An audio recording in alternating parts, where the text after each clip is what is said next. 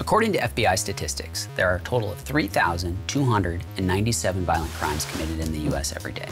That's approximately 2.3 violent crimes every minute. Since the Newtown tragedy, there have been a lot of different people talking about guns, violence, and gun-related violence. What strikes me about these conversations is many people are proposing solutions, but very few are talking about the causes of violence. How can we even begin to propose and assess potential solutions to a problem that we've neither defined nor do we fully understand? Let me give you an example. When the FBI is called in to help solve a crime, they typically bring in a profiler, someone who can help them get into the mind of the criminal. A profiler works under the basic assumption that there is a logic to violence, and that if they can find that logic, they can predict, prevent, and solve violent crime.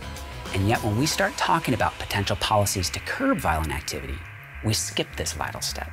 In order to identify the logic behind violence, a profiler has to set aside judgments of right and wrong and ask what drives people to violence. What are the conditions in which violence makes sense? Violence is inherently primal and therefore follows an evolutionary logic. Let me break that down a bit. One of the primary reasons people engage in violence is because they perceive it will elevate or simply maintain their status in their social system. We see this all the time.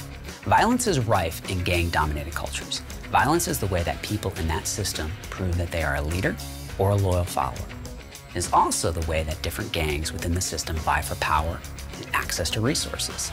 In these examples, violence is a type of currency. Whomever has or displays the most wins. You might be thinking this is unique to gang culture. It's not. The same is true in mainstream culture. If someone has regularly been kept on the outside of the system, maybe they are a social outcast or they just don't fit in, and then we reward violence, especially national tragedies like Newtown or Columbine, with infamy and immediate celebrity, it follows that violence might be an attractive choice. It follows a logic. It will elevate their status within their social system. It's important to note here that this isn't about actual threats to one's survival. It's about the perception of threat, real or feigned. If someone perceives a threat to their livelihood, they can often justify and will often choose violence. The quest for survival, or even security, is one of the key drivers of state-sponsored violence, something I'll discuss in more detail in a later video. But it also happens on a micro level. When someone has an addiction to, say, drugs, a threat to their access to that drug may very well seem like a threat to their survival. If violence can rectify that, it might make sense. It's a logical choice if it assures their survival. Survival isn't only, or perhaps even primarily, physical. People commit violence to protect their financial status, their political status, and various other aspects of their livelihood. A perceived threat to any of those things can instigate a violent reaction.